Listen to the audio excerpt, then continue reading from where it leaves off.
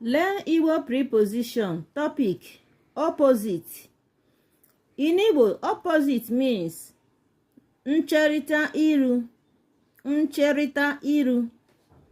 Igbo, English. Number 1 sentence says, ọkụkọ abụọ guzoro na ncherịta iru. Ọkụkọ abụọ guzoro na ncherịta iru. Meaning, two fowls are standing opposite. Two fowls are standing opposite. Remember, we said that we have ne as Nyirudume vowel alike. You can see that we put apostrophe in this letter N to identify it as a vowel letter.